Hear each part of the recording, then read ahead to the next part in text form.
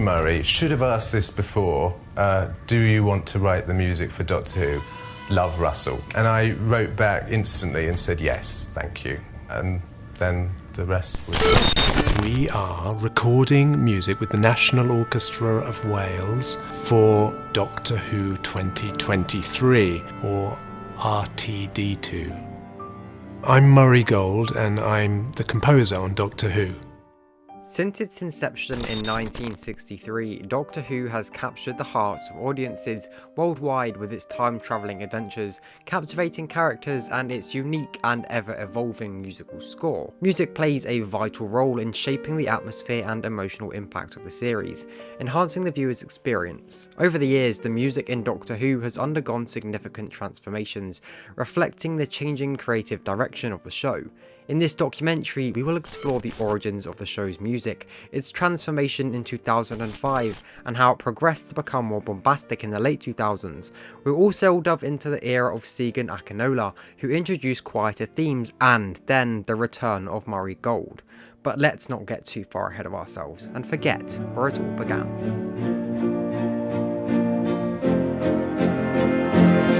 I saw the graphics at the same time that Ron Grainer did. And then I was given his score. So Ron actually wrote the tune on a piece of paper, a single piece of paper, and then left us to it. When I saw Ron Grainer's score, there were some swoops indicated, and I assumed those were sine waves. The bass line that everybody thinks they know are actually made in two The Doctor Who theme's origins in the early 1960s are a testament to the innovative spirit of the time. Composed by Ron Grainer, the original theme's realisation was carried out by Delia Derbyshire at the time of the BBC Radiophonic Workshop. Derbyshire's work on the theme was groundbreaking, using electronic sound manipulation techniques that were incredibly pioneering. She manipulated recorded sounds, generating the eerie, unearthly qualities that made the theme instantly recognisable. The haunting and otherworldly quality of the theme was vital in conveying the show's central concept of time and space travel. It wasn't just a tune, but a soundscape that captured the essence of the TARDIS, the Doctor's time machine that could traverse the cosmos. The electronic nature of the original theme was a reflection of the technological possibilities of the time. The 1960s marked a period of rapid innovation in electronic music and sound engineering. Derbyshire's work was a prime example of this, as she used oscillators, filters, and magnetic tape to create a unique auditory experience. The resulting theme was characterized by a hypnotic, repetitive melody that was both captivating and timeless. Its rhythmic, almost hypnotic quality added to the sense of a journey through time and space. This original theme remains an enduring symbol of the series, instantly recognisable to fans and evoking the feelings of wonder, mystery and adventure that have been at the core of Doctor Who for over half a century. Not to mention the theme of Doctor Who. The musical must incite a mysterious tone, something that may be missing from later adaptations. In contrast to the modern orchestral scores that accompanied the show's revival, the music in classic Doctor Who was a more limited scope due to the technology available at the time. Composers like Dudley Simpson and Peter Howell created music for the classic series using analog synthesizers and small ensembles. The music of classic Doctor Who was characterized by its simplicity, often using electronic soundscapes, eerie synthesizer notes, and minimalist compositions. These musical elements added to the atmosphere of the show, enhancing the sense of mystery and otherworldliness that the series was known for. They also worked to start the trend of character themes, such as repeated motifs for both the Daleks and the Cybermen, a trend which would later continue into the revival.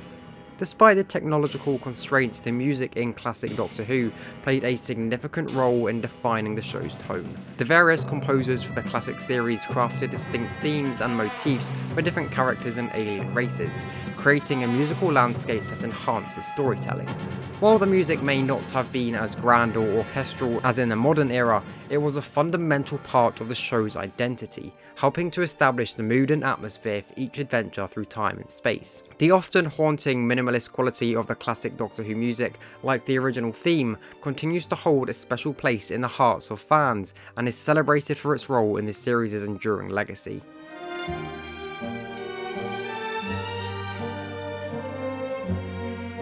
With the revival of Doctor Who in 2005 under the helm of Russell T Davies as showrunner, there was a clear shift in the series' musical direction. Murray Gold took over as the composer, ushering in a new era of music that was notably different from the classic series. This change was precisely what the show needed to cater to a modern audience and adapt to the ever-evolving standards of television production. One of the most significant differences in music between the classic and modern series was the role of background music. In the classic series, the music often served as a subtle undercurrent, gently enhancing the atmosphere but rarely taking center stage. In contrast, the music in the 2005 series was more prominent, often serving as a narrative and emotional driver. It complemented the fast-paced storytelling of the reboot, intensifying the drama and emphasizing key moments, while retaining its epic quality. This approach resonated with modern viewers who were accustomed to more dynamic and immersive television experiences. Series 1 of the revived Doctor Who in particular introduced a fresh musical approach right from its first episode. The iconic Westminster Bridge theme that accompanied the Ninth Doctor's first appearance showcased a new musical direction. It featured a driving, energetic composition that not only grabbed the viewer's attention, but also set the tone for the more action-orientated and emotionally resonant storytelling that characterized the new series. Furthermore, the theme tune itself received a modernization for Series 1. While retaining the core elements of the original theme, the new version had a faster pace and a more contemporary sound. This updated theme tune captured the essence of the classic theme's atmospheric mystery while infusing it with a sense of urgency and excitement, matching the faster pacing of the reboot. It became instantly recognizable once again and iconic in its own right, marking the rebirth of the series. In summary, the change in music style from the classic series to the 2005 reboot of Doctor Who was precisely what the show needed to engage a modern audience and adapt to the standards of television. Murray Gold's bold, epic and emotional resonant compositions enhanced the storytelling and brought the show into a new era, while the modernization of the theme tune and the use of background music as a storytelling tool made the series feel fresh and more immersive. This musical transformation played a significant role in the show's success and its ability to resonate with a broader and more contemporary audience. Now, we still have a lot to talk about. How Murray's music changed in Series 2, 3 and 4, the full and seemingly second rise of Murray Gold, and Segan Akinola's wonderful tracks for the Whittaker era. But before we get onto that, let's first hop on a call with Harbo and talk about everything Doctor Who music, including the new tracks.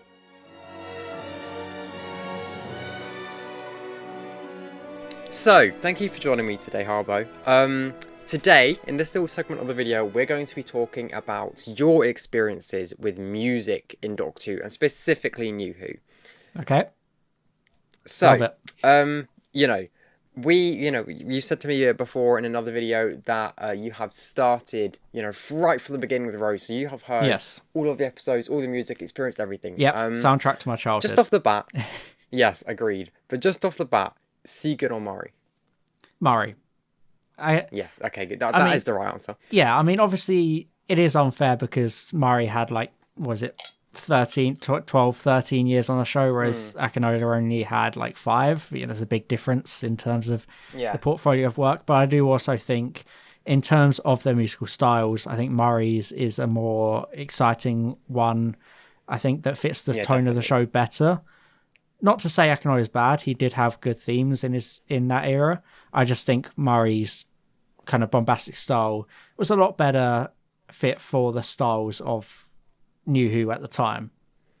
Yeah, 100%. Do you think then, hearing... What was your then opinion of Murray coming back? Obviously, I think we're all kind of happy that we know it's in safe hands. But I know also a little bit of me was kind of like, maybe we should have had someone new. Well... Let me just... I'll just rip the plaster off and say I wasn't happy. I'm still not hugely happy. Again, I will preface this by saying I love Murray Gold's work on Doctor Who, but I think he outstayed his welcome towards the end of the Capaldi era. I know he had some great songs like The Shepherd's Boy, but the majority of his OSTs were a bit more samey, repeating the same leitmotifs all the time. And I think... we didn't need him to come back, at least not in a full-time capacity. Maybe a little bit of guest composition for just the 60th would have been nice. and maybe that is what they're doing. But now that he's done the themes for Ncuti and Millie Gibson's characters, I think he's here for as long as Davis is here. And I just think it's kind of a bad thing for the future of the show, because it kind of shows what only Murray Gold can score Doctor Who. Yeah. Because, I mean, Classic Who had different composers all the time, like, per story. So... Yeah, I think maybe what they should have done is maybe, like, if they didn't go with Murray, because there are existing composers in the Whoniverse that worked on Torchwood exactly. and Sarah Jane. I can't even, like, remember... Big Finish. What is his name that worked on Torchwood? I can't remember his name. But he was really good. He could have come along onto the main show. I wish I could remember his name. I'm gonna have to quickly look that up. They could have gone back. But also, even just building on top of that, why we checked that. I think if they wanted Murray Gold, because like you said, Classic Who had different composers all the time, they could have still done that with Murray Gold. It was Ben Foster. Oh, that's it. Yeah. His music was really good, especially like as it kind of evolved over the time, like Murray's did. Yeah. Well, because he worked with Murray, obviously. He was the orchestra of Murray Gold's Doctor Who stuff, but he was the composer for Torchwood. So it was, there's still that link and that similar style, but it's still at least something new and taking it in a different direction with some slightly new styles. Yeah. That's why I feel like maybe what they should have done is maybe like how Russell's, I think even when he leaves, he's going to be the showrunner, just indefinitely now, kind of overseeing Doctor Who. Like there'll be other showrunners after him, but he'll oversee them. Is maybe have for Russell's era in the next 4 seasons or something, have Murray Gold almost be like the showrunner of music. Like there's people below him that also do music, like Ben Foster and like people on Sarah Jane, like people on Class, like all these people. I just think Big that Finish kind composers and everything. It makes things more sustainable in the long run, because to drop a bit of a hot take here, out of the 3 tracks we've heard of Murray Gold's upcoming work, I only really like Ruby Sunday's theme. I think that's a really good theme, one of my favorite companion themes, probably only behind Clara and Rose's. And I think it there's a lot of emotions there. It's got a good mix of sadness and kind of bittersweetness, but also kind of the adventurous nature. It's a very complex song musically. But then you hear the 15th Doctor's theme, and it seems, I'm going to get probably loads of hate for this, but I hear that and I think that's just if you fed every Murray Gold action-packed theme into an AI and asked it to generate a new Doctor Who score. Yeah. That's the vibe I get from the 15th Doctor's theme. It just feels a bit too samey. Like, I think I might not be the one I'm thinking of, but it makes me think of the Series 4 theme, Corridors and Fire Escapes. Yeah. It's very similar to that. And I just think, it would have been nice to have something a bit new. I think even the new intro theme is kind of... It's like Series 4 and 5 together. So that's a tricky one. Obviously, people have been talking about that ever since it came out. And my stance is there are definitely good elements. And I think it's been done a disservice by its premiere being a live performance, because the live performance, they have less control over timings. The percussion, therefore, feels very disconnected from the rest of the song and makes the whole thing sound very messy. But that probably won't be present in the broadcast version. Yeah. But, as we're recording this, we don't have that, so we can only go off what they've given us. And it's not a great first impression for me. Yeah, I definitely agree with that. And also the thing is I think we've got kind of the whole theme here. Obviously, it's going to be re-edited and rejiggled slightly for the intro and the outro, because obviously they're going to have to be split up, and that means that the endings are going to need to be slightly redone. And then as well with that is, we don't know that this is the Series 14 theme. I think maybe because it sounds like there's so much Series 4 in this theme. I can see this being the 60th, but then that Series 4 aspects get taken out. Yeah, because it's kind of a mix of Series 1, Series 4, Series 5. I think there's even a little bit of like Series 8 there. There's a bit of the TV movie in there. It definitely sounds like an anniversary theme. So I think Series 14 will still be very similar, but like... maybe the loudest aspects of it, like the Series 4 bit, will be taken out and kind of... Because this might be a controversial take, but I mean, it's something that's always kind of goes back and forth for me, but at the moment at least, I prefer the Series 1 theme to the Series 4 theme.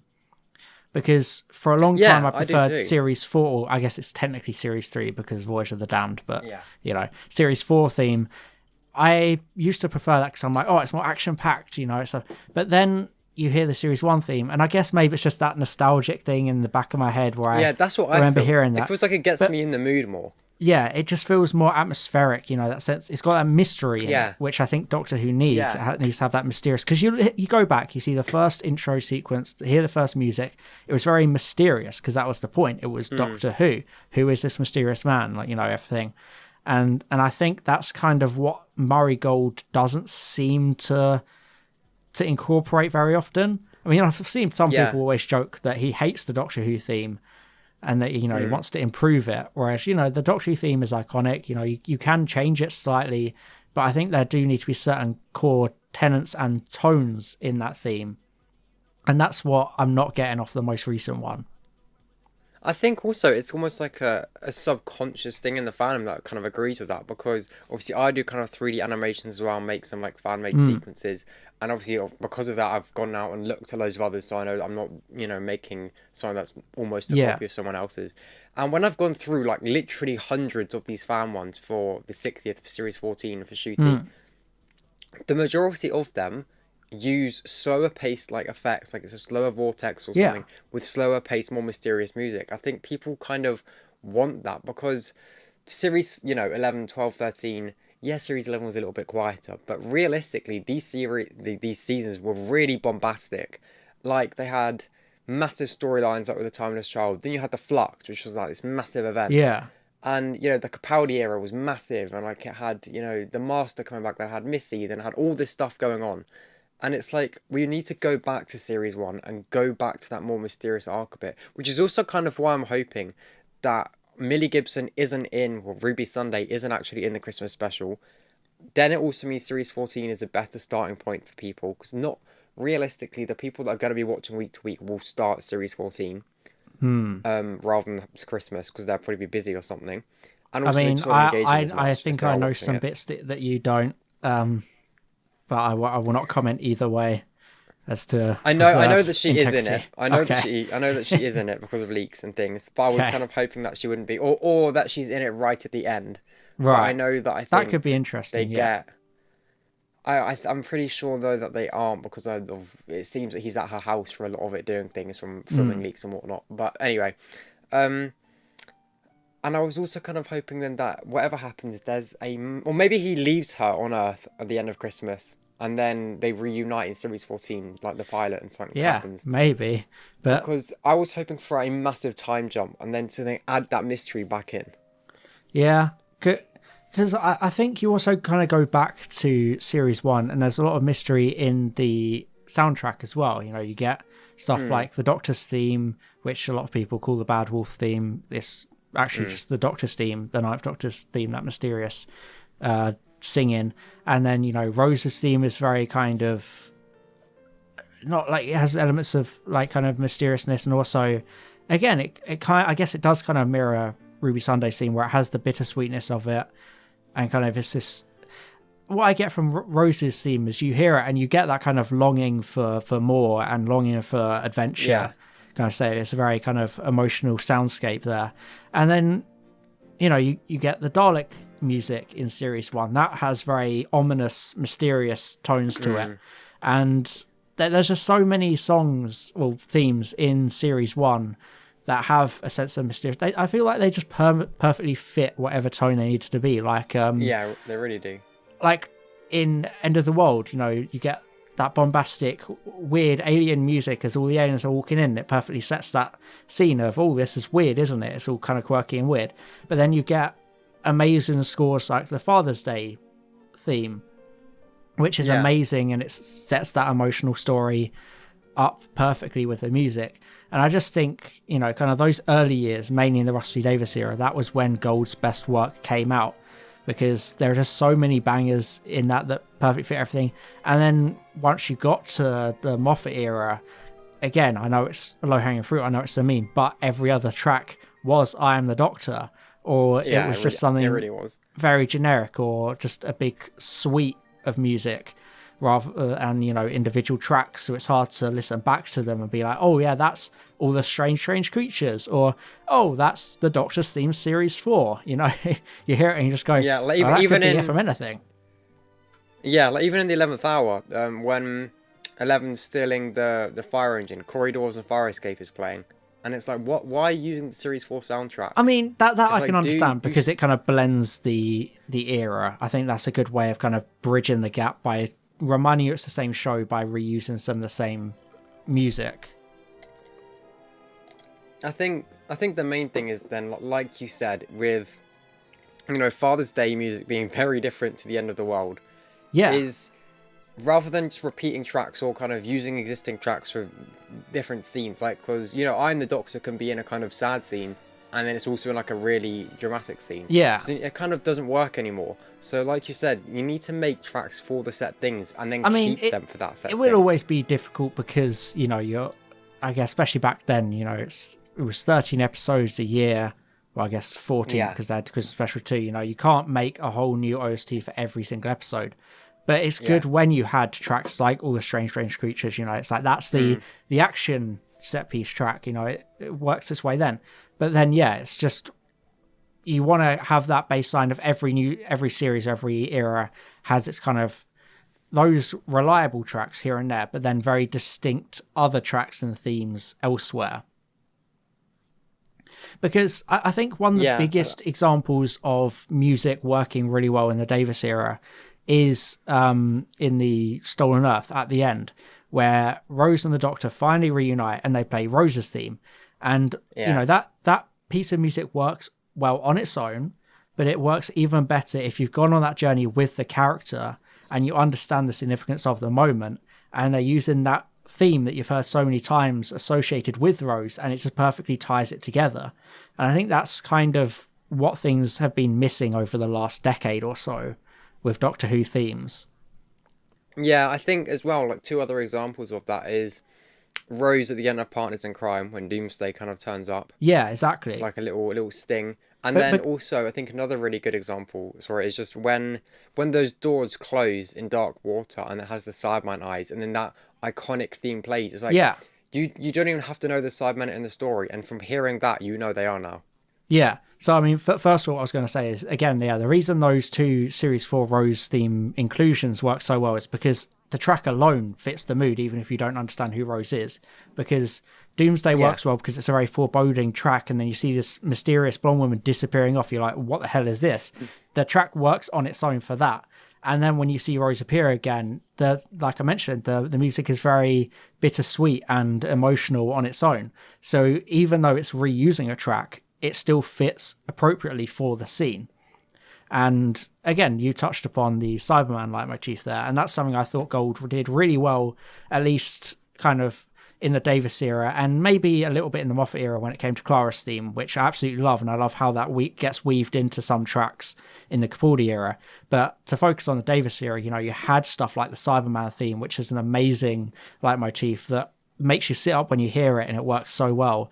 And then kind of the orchestral Dalek recurring theme, you know, he had these specific leitmotifs for characters and monsters, and it worked really well for kind of just setting that tone of, because it's something that we didn't really get with Akinola, but we got maybe a little bit with his themes for like Cyberman, but where they were less kind of distinct themes on their own, you didn't always pick up on it. Like something I love is how This Is Gallifrey is used in the Series 3 finale, where it's, you know, it starts off as just this, you know, nice sweeping track when the Doctor first meets Yana, but then on a narrative thing later on when it's associated with the Master, it's like a retroactive thing, like, oh my god, we should have known all along that was the Master, because this is the Gallifrey theme. It's to do with the Time Lords and the Doctor and the Master. So it's just one of those perfect things of how you create synergy with the music and the characters, and you build those connections as to, you hear the music, you expect the character. Yeah, definitely. I think hopefully that is kind of what he does in Series 14. So we've heard the kind of baseline tracks of, you know, the Doctor and Ruby's theme, and more talking about the Doctor, because obviously his is much more, you know, it's much louder than Ruby's is. And it's that he uses it sparingly, and he uses it, and like Ruby's as well, like motifs, in a way where it's not just playing every time she's doing something by herself. Exactly, yeah. It's got to emphasize like, maybe moments. when there's Yeah, it's like if there's a dramatic moment, maybe her saying goodbye to her mum or her leaving Earth or something like that. Yeah. That's when it plays, not just her walking down the street to go meet the Doctor by herself. Yeah. Well, thank you for joining me for this segment of the video, Harbo. Of course, glad to come on. I mean, I could have gone for like an hour more there, but for the sake of your viewers, I guess that's... Well, yes, thank you for joining me, and I'll see you another time. Bye-bye.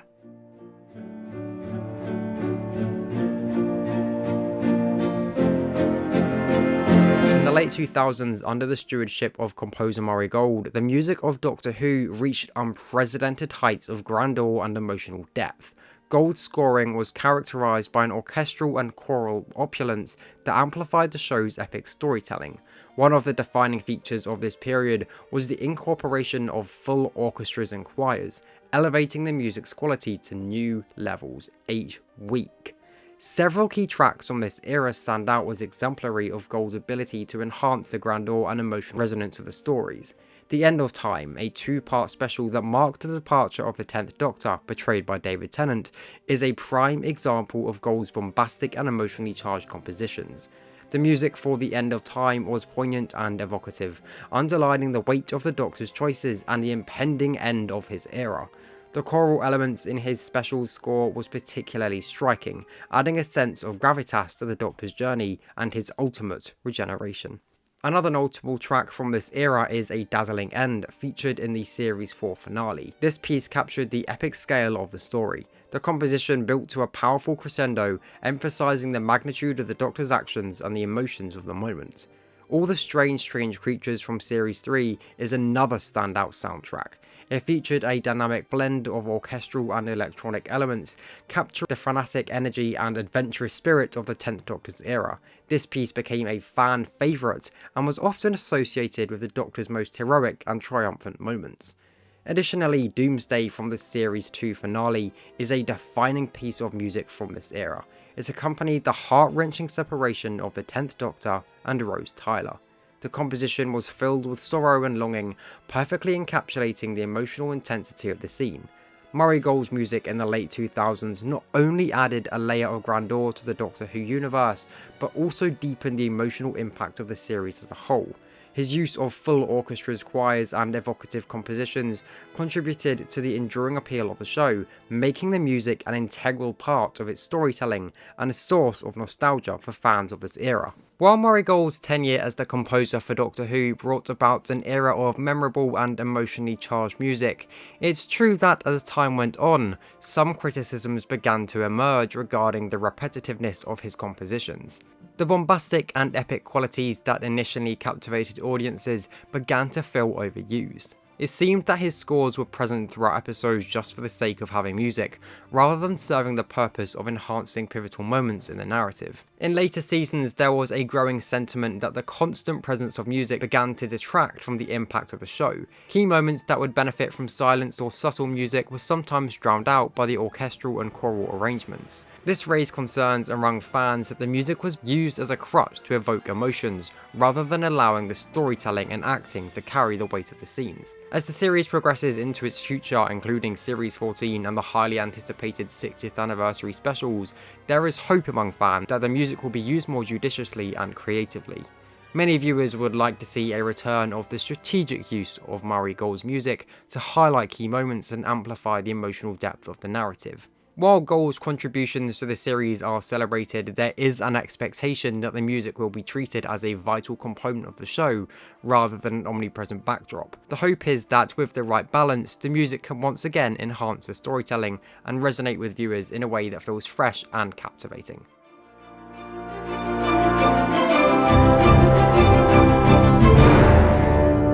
Segun Akinola's tenure as the composer for Doctor Who marked a significant departure from the bombastic and orchestral style of his predecessor. Akinola introduced a more subdued and minimalist music style that aligned with the changes in the show's tone and the 13th Doctor's character. This change was evident in the absence of a memorable and distinct theme for the 13th Doctor. While a track existed, people often struggled to remember scenes where it's used, a departure from previous eras where the Doctor's theme was a cornerstone of the musical identity. Some fans lamented the music absence and standout character themes, and the lack of memorable moments where the music played a pivotal role. In contrast to the bombastic and emotionally charged compositions of Murray Gold, Akinola's music often served a more background role, providing atmosphere and mood but not necessarily taking centre stage in the storytelling. Despite the absence of a distinctive Doctor's theme, Akinola's era did feature some commendable compositions. Notable tracks include the haunting and atmospheric rendition of the Dalek theme, which added to the menace of these iconic villains. Akinola's reimagined Cyberman theme also stood out, capturing the eerie and robotic quality of the cyborg antagonists. Other tracks like those in Rosa and Demons of the Punjab effectively evoked the historical and cultural settings of the episodes, showcasing Akinola's ability to adapt his music to various storytelling contexts. As Doctor Who moves forward into Series 14 and the 60th anniversary, fans hope that the series will find a balance between the quieter, minimalist approach of Akinola and the grand orchestral style of Murray Gold. We anticipate the reintroduction of memorable character themes and the strategic use of music to enhance pivotal moments. While Akinola's contributions were more commendable in their own right, the expectation is that the series will continue to evolve its musical identity while honouring its rich music history.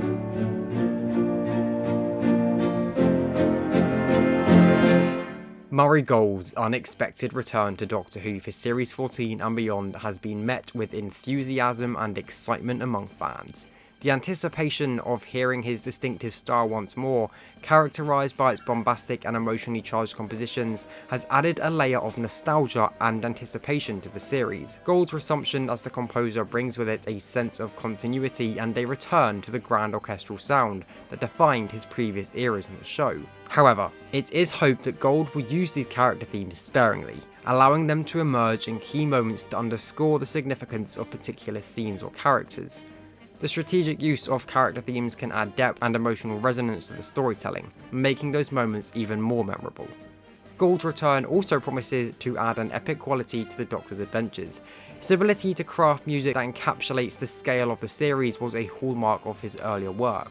Whether it's the awe-inspiring soundscape accompanying the Doctor's heroic feats or the emotionally charged compositions that underpin moments of triumph or heartache, Murray Gold's music has a unique power to elevate the series again to new heights.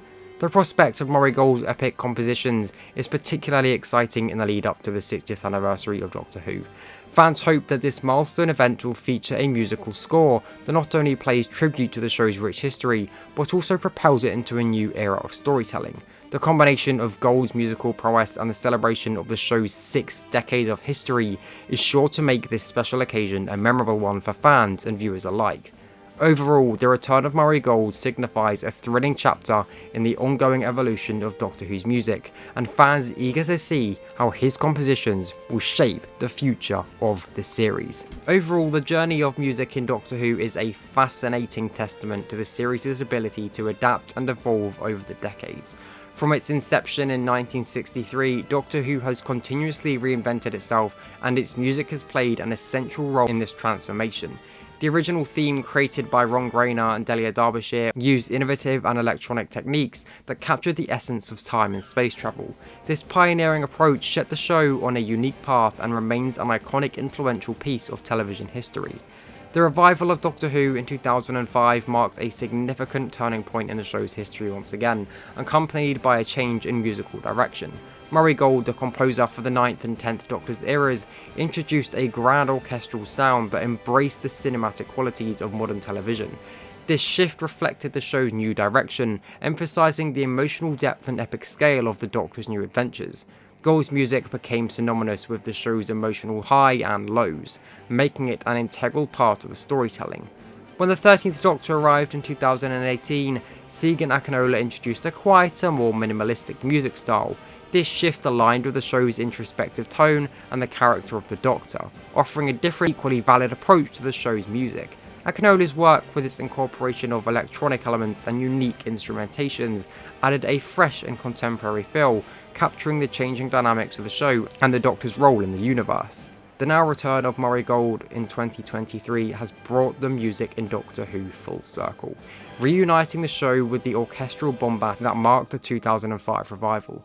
His compositions have rekindled the sense of epicness, adding another layer to the show's storytelling. The enduring impact of music in Doctor Who is a testament to its ability to connect with audiences on a deep emotional level, transcending time and space to become an iconic part of the show's identity.